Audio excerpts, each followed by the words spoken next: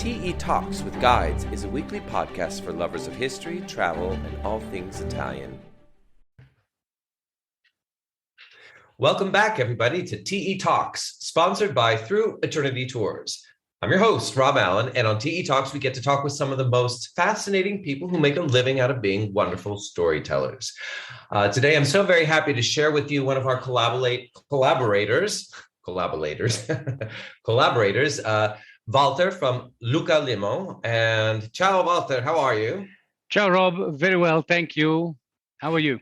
I'm very good. So just to share with our listeners, because they know I've been talking about that Dylan and I have gone through and done our taping for our TE Destinations YouTube series, going all over Italy and out of Rome finally. I wanted to share with everybody our lovely day that we had, and that Valter is a person who has worked with Through Eternity, collaborated with us for many years. And I just wanted to say that I had such a fantastic day with you, Valter. And I really felt of you as a true Renaissance man because you drove us around for the day in the Tuscan countryside in the region of Chianti, if I'm not mistaken. And you opened my eyes with so many things of what you do. Can you share for us who you are, what you do, and how long you have been working with Through Eternity Tours? Well, Rob, I don't remember how many years we have been working together. I believe it's maybe 12 or even more than that. I don't remember. Yes. It's been a very, very long time. I have forgotten. And those are numbers that I don't like to remember. I'd like to see what is next in a challenge, and I like to take on what it comes on next. Absolutely. What we have been doing with you, well, I did a beautiful day. I came to pick you up, and we started to go out. But really, the idea is not to have like a routine day where every day you do point A, point B, point C. Mm-hmm. We don't like to do that with our clients. We like to know a little more who our clients are, whether they've been here before or not, and try to fill the gaps that they have missing. So what you need to do, you need to have in your first 10 minutes that you meet them, you need to be able to have that kind of ability of, well, first of all, communicate, and being able to understand and see and ask of what their experiences have been, and being able to kind of plan in your head what you can do to fill their day and to make it just excellent for them. We are not talking about, going to Piazzale Michelangelo and take a picture. Everybody does that. And we don't want to do that. Actually, well, we end up doing that. Maybe we end up doing that at the right moment. Sometimes it's on the way there, sometimes it's on the way back. And we change the itinerary, we change the day, and we fill up the spaces and the gaps to give your clients or whoever is coming just a wonderful day. Well, in your occasion, we went to Chianti. Chianti is one of the geographical area of wine production of Tuscany.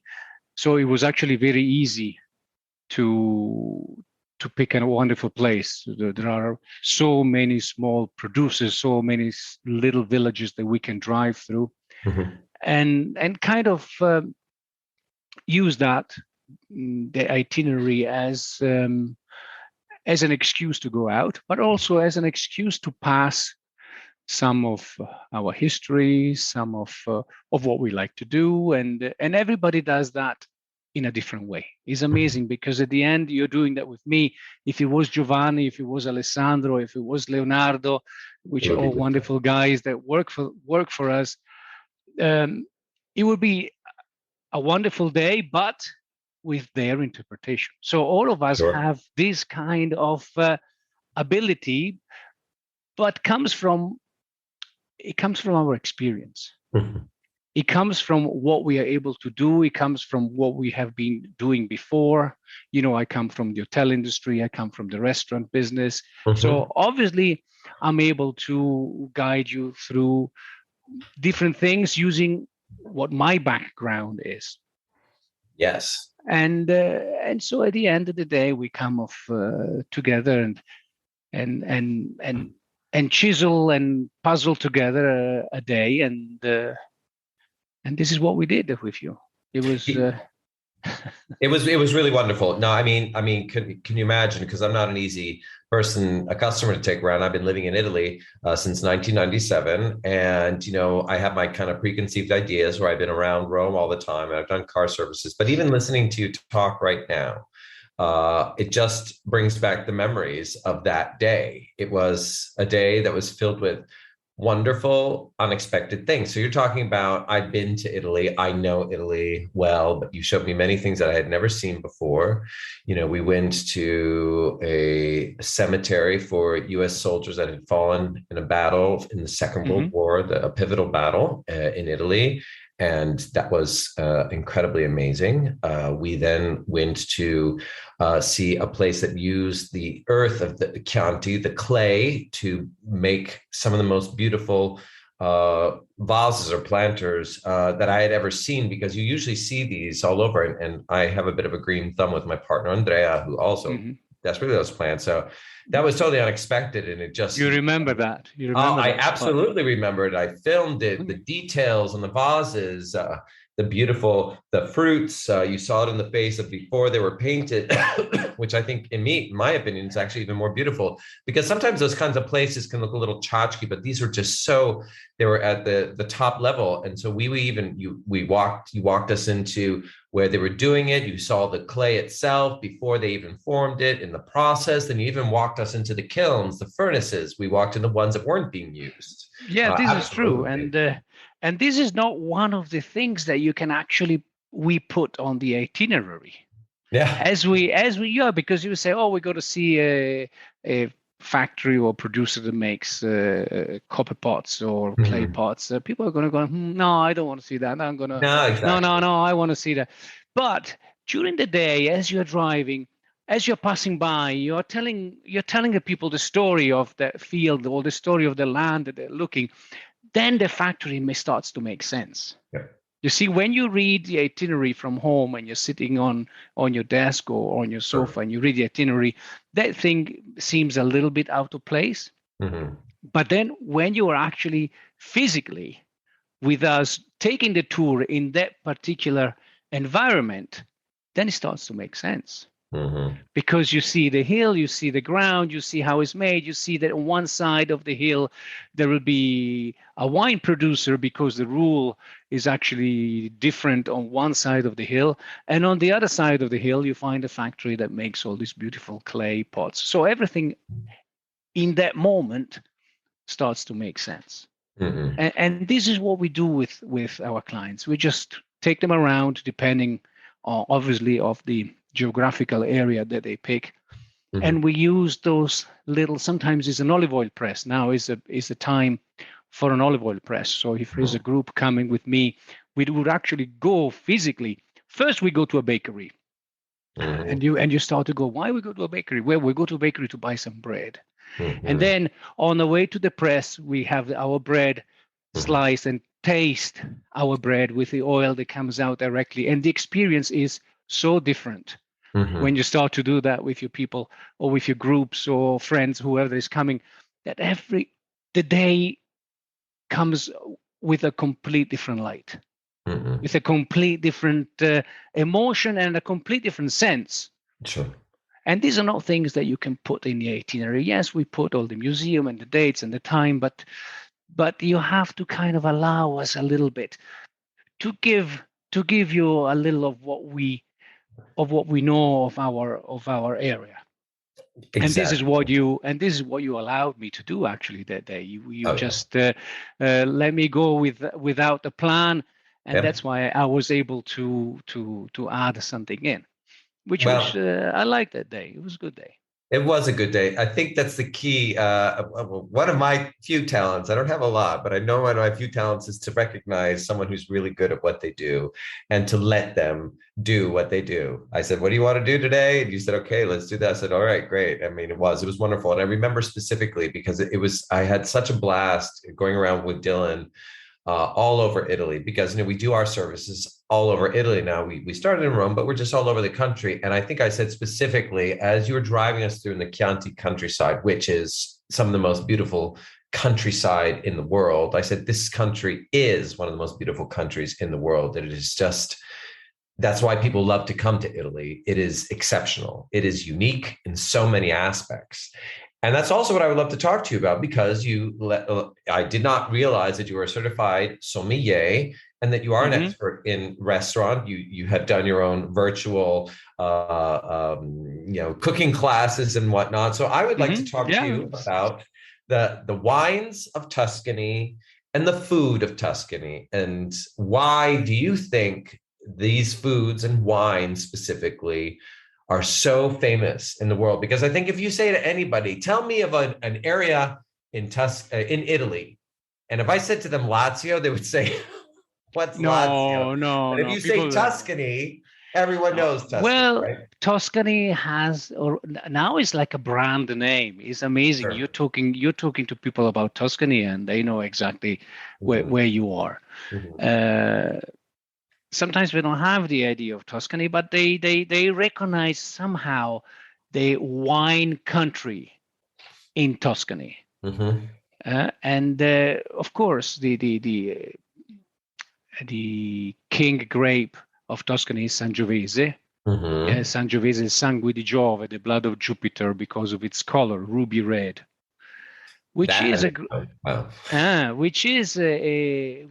grape that was always for the families, for the farmers, was always a grape that was always a wine that was always made in quantity. At the beginning, Chianti was nothing else than a big blend of red and whites together. And the wine that was coming out was a big red color, of course, because the red grape was overpowering the white, but the wine was not really of a big quality. And then in the 60s, 70s, they started to do a revolution in winemaking and start to select what grapes actually is best for Chianti making, and started to make, obviously, only with red grapes: Sangiovese, Canaiolo, Colorino, Ciliegiolo. These are now the 4 autochthon grapes of Tuscany that are mostly used in Chianti. Now they allow a little percentage of what we still call foreign grapes, which is Cabernet, Merlot, and Syrah. We don't consider them Italian as they were imported, even though they grow them here. But for us, they always remain as foreign grapes. And so when you go through Chianti, you are able to use your knowledge in winemaking also to describe people what they see, because you go through all these miles and miles and miles of vines growing, and you have to be able to pass that information on too, which allows them again to absorb another world of knowledge, because winemaking actually is another world of know-how on a complete different level. And it will be surprising how many people actually are very good connoisseurs of Italian wines. Yes, California, yes, but Italian wines are very, very, very well known abroad. Well, we are one of the biggest countries with France and Spain that produce, but Italian wines, for some reason, maybe because of Tuscany, maybe because of the countryside that we all like to see, everybody knows a lot of those wines, and very often, so it becomes easy. You just use a destination for lunch with a destination of wine tasting, and it's easy to make a beautiful day out of a county like Tuscany. Sure. The food is always part of the day, because usually we do a day out, which is 8, 9, 10 hours, depending on how much you want to see. So eventually you always have to stop for something to eat. And there is another occasion to allow us to play at home, and really take you out and take you around to Of course, we don't like those little popular restaurants where everybody goes because it seems too easy. We always like to find things that are a little hidden with a beautiful view, a menu that we liked, a more authentic Tuscan food, not something that is made for the large groups or international people. We don't like that. We still like to show people what the authentic Tuscan cuisine is, Sure. which was really a kind of a poor cuisine. Every time you look at Italian recipes, they are recipes that were made with what people had at disposal in the farm. So very few ingredients, 3, 4, maybe 5 ingredients at the most. And the capacity, the ability of people to transform those simple ingredients in something tasty is something that we have been passed on in generation and generation and generations. And this is actually the fundamental of the Italian cuisine.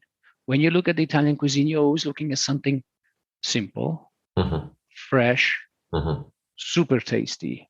See what we call 0 mile. Very little transformation, but it's actually the blending of those 3 and 4 ingredients that are extremely fresh that makes a difference. Sometimes people are surprised how little it takes, but for us, it's kind of a simple because Italy still has remained like a small country. Our villages are still small. We buy something from a local market. We don't have oranges shipped from Florida or artichokes coming from California. We still go to our local market, and so things are a little more grown until the last minute. See, when your country gets too big, then you have to pick maybe 2 or 3 or a month before the harvest actually is ready, and that takes away a lot of the flavor. And that doesn't happen in Italy. In Italy, we really try to use more the locals and the local markets because simply the food tastes better. We go shopping every single day, which is something that some countries they don't even think about that. They go once a week and that's it, job done. Where over here they have the bakery because the bakery makes the bread. And then you go to the butcher because the butcher knows about the meat. And then you have to go to another place because to another place, that's where you buy all your vegetables. And you come home with your 4 or 5 different shopping bags. And the taste is completely different. And so we are able to take our guests or our friends or to those places that are amazing. They are very good. They're really good. Oh, yeah. I remember talking with actually one of the other people who works with us, Guya. Her husband is involved with kind of checks and controls of the borders and how, they're always kind of fighting off other countries want to bring foods into Italy, that Italy has very strict regulations and they do not allow that. And that's probably one of the reasons why the food is so good. I'm getting really hungry listening to you talk about all the food. You're talking of something that we do every day. I mean, Italians, they work hard. Yes, and we work hard, but don't touch lunch and dinner. No, exactly. We don't eat a sandwich in front of a computer. An Italian will die instead. Yeah. We get up half an hour early, but for lunch we have to go to a nice place to eat. Yeah. And eating for us is still a sole part of our day. There is people that live to eat, and there is people that eat to live. Well, yes, I'm dying here, because I've been I'm in the UK right now, and I was also in the States, so I've been away from Italy for a month. You don't. I haven't been. Well, I'm going in a week, so I'm going to go back in a week. Thankfully, you're coming. Yes. Well, come and visit. Come and visit. I hope so. I hope to. I will definitely. Well, I'm going to be bothering you all the time now. Now, can you tell me what would you say is your favorite Tuscan wine then? And what do you like to, if you had a day after a day of working, you come home and you want to have just a lovely glass of wine, red. Allora, I would pick a Chianti Classico. Okay. Not necessarily a Riserva. Okay. Personally, I prefer a little bit more the fruitiness and the freshness and the acidity of the Classico. When you go to a Reserva, you go something to a little bit more deep, a little bit more alcoholic, a little bit more powerful, which requires a more powerful dish for your dinner. Sure. I still like to enjoy very much what we call the primary flavors. Primary, secondary, tertiary. Primary, the smell, the senses of the fruit that is coming from processing the grapes. So usually it's cherry, strawberry, cassis, rosa canina. So it's usually a red fruit berry flavor. Okay, this is in general the main of Chianti, and then you have to add a little bit of a spicy to, so maybe a little bit of pepper, a little bit of tobacco, and then very little wood. The Chianti Classico has got a very small amount of wood aging in wood, so you don't have that very strong vanilla that is coming after. So I prefer more of the primary flavor. The secondary is the evolution of the wine inside a barrel.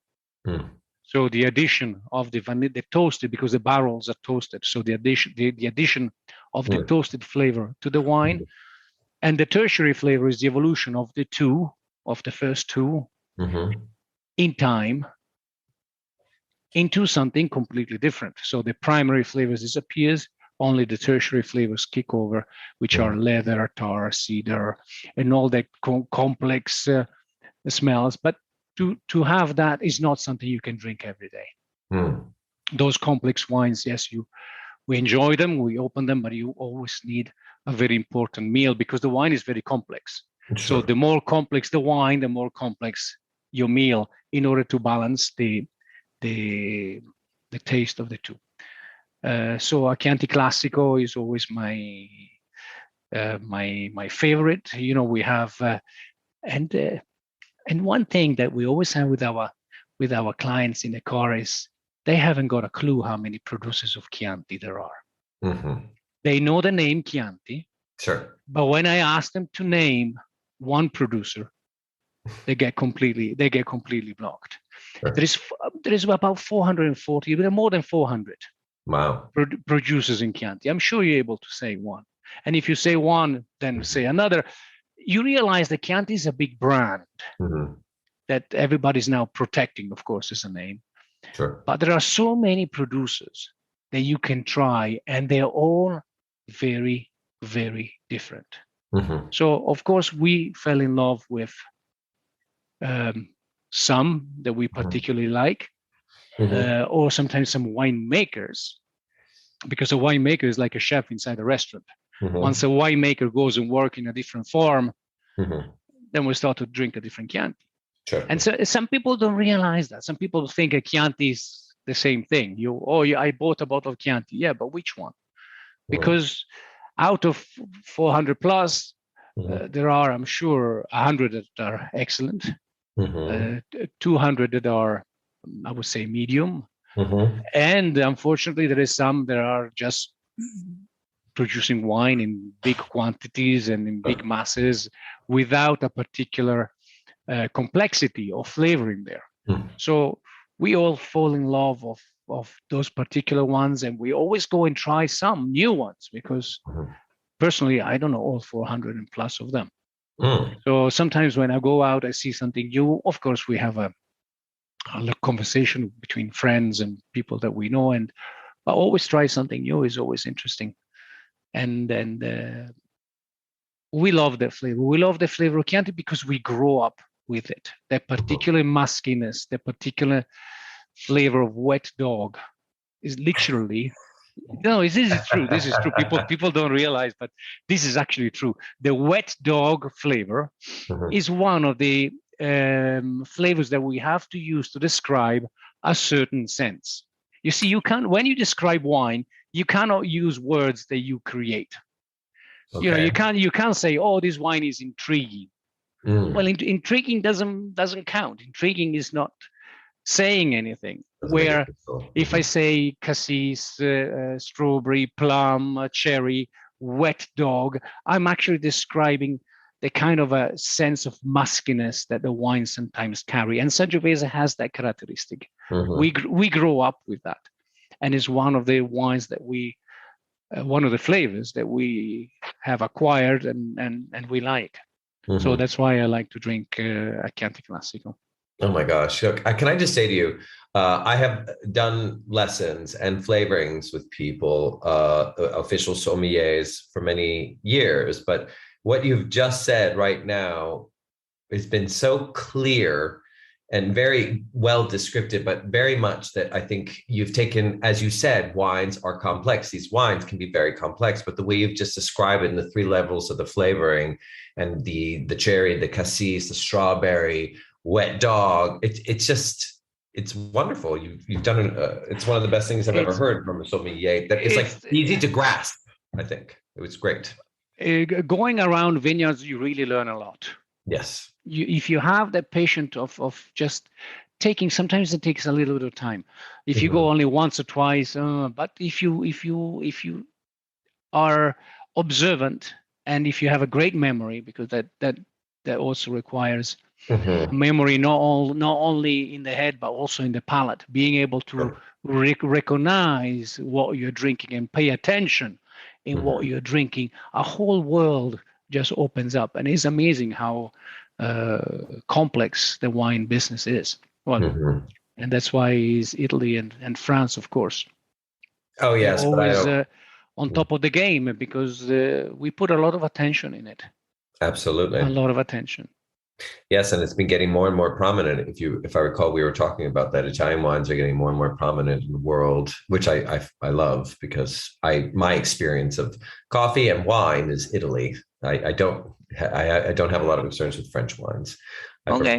Well, coffee, I have to say, Italians are not producers of coffee. No, they're not producers, but they do set the way how they're prepared. Yes, we are importers, toasting and blending. What we have a palate for good things. This is what the Italians have. So once you carry that palate, that taste, the good taste, obviously you want to carry that onto the other things that you do.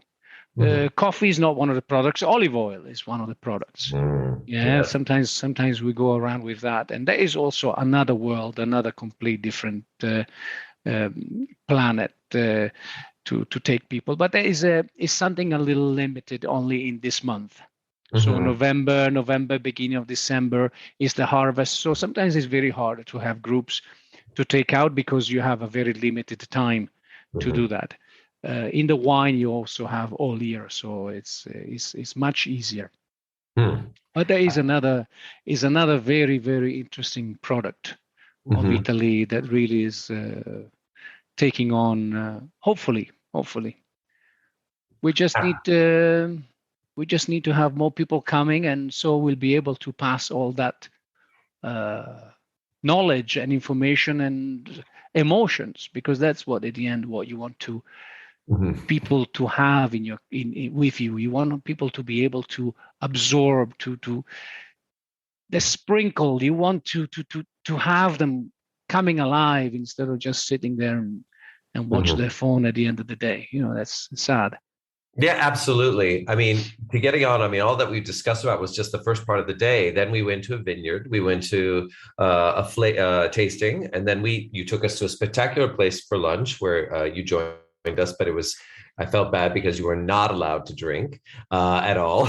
No, we don't drink at work. When we do work, when we take people around, we don't drink.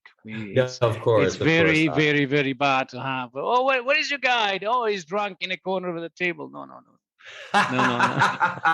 Oh, we're gonna do that. If a client offers me, I'll take a drink, but I'm not driving. Believe me, sometimes it's been hard to say no. It's been very hard to say no. But no, we have to be professionals.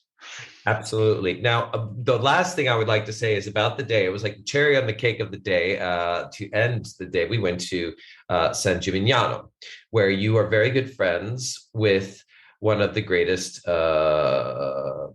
designers of gelato flavors in the country. Right. So see, you actually use the right word, designer, because he has reached a level where he's not a gelato maker anymore. No. He is a gelato inventor. I mean, they Yes. come up with some amazing combination and flavors that are hard to describe until you taste them.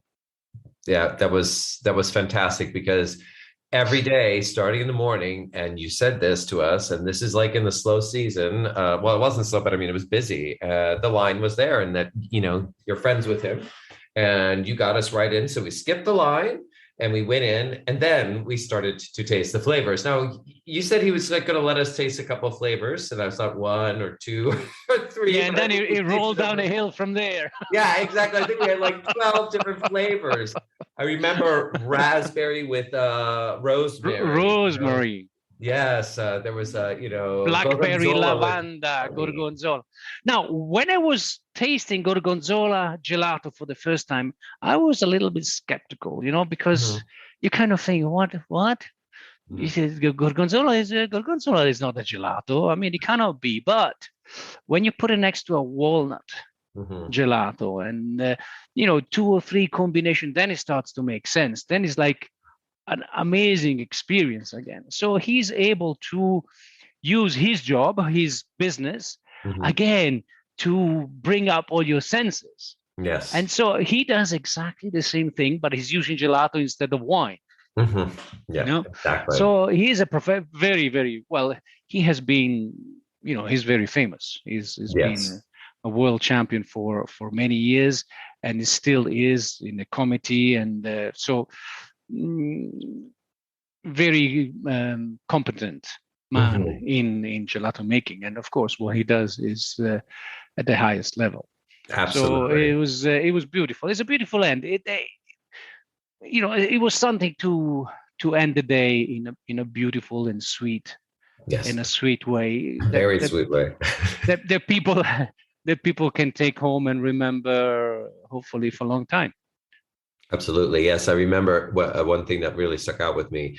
Well, 2 things: his generosity and his passion. Very, very passionate. And we cannot say the word ice cream in front of him. The word's ice cream. And so he had us, yes. the 3 of us. You filmed us singing out in the middle of the piazza, gelato. You end up in trouble if you say ice cream. Yeah, we'll end up in trouble. So, and then he took us to the kitchen because he also does lessons on how to prepare gelato, which was lovely too. No, it was such a great day, and hopefully I'll get Dylan to make sure that he incorporates that in. But here I am. It was in October. It's about 2 months ago that I was very fortunate to be able to have you take us around. Thank you for that so much, Walter. And thank you for all of the work that you guys at Luca Limo and your other collaborators have been doing with us for over 12 years. It has been wonderful. I so appreciate it. And I so appreciate your wife, Julia, who works with us as well. I look forward to meeting her, for us all to have dinner where you will not be working and you can have a nice glass of wine. Well, she's always at the office because we always need someone at the office ready to deal with any emergency or any situation that strange can happen. Remember, we're always on a road every single day of the year. So it's nice to have an office that is able to give us a backup in any kind of a situation. So yes, she doesn't get to go to all these places that we had the possibility to go. Unfortunately, she's always you're always going here, you're always going there. I'm always sitting here at the office, but I know.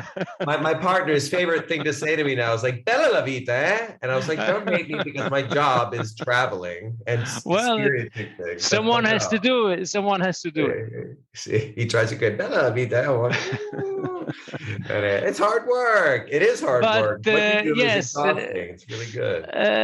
We try to do it well. That's a good thing. The setup is right, and the deal, the partnership with you is amazing, and so we like to be part of your suppliers, and of course we're always here to help you in any things that you have going on in Tuscany. So you're coming? You said you were coming, right? Well, no, I'm coming to Rome. If I come up to Florence, I Oh, will let you okay. know. Okay. But I will probably definitely be back in the new year. Absolutely.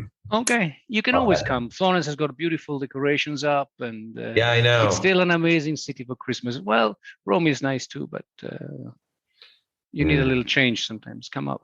Yeah, absolutely. Absolutely. Thank you so much for your time, Walter. I really appreciate it. And I think everyone else listening will appreciate it as well. And just remember, everybody, if you did appreciate this, do click on a 5-star rating or send us a written or, write back a feedback on your podcast page. Or if you have any questions for me or for Walter, you can write back to office@througheternity.com. So thanks so much, Walter. Grazie a te. Ciao. Thank you, everyone. Ciao. Grazie. Ciao, Rob. Ciao, ciao. Thank you for listening to our TE Talks with Guides. We have a new episode every Wednesday. Please subscribe to get an alert when each podcast comes out. Rate us and tell people how you enjoyed it and share it on Instagram, Facebook, or Twitter. Most importantly, if you enjoyed it, send us a feedback about the show. Also, if you are curious about what some of these people and places we talked about look like, you can subscribe to our YouTube channel and watch the video on this podcast where we have inserted special images for you to further enjoy the story.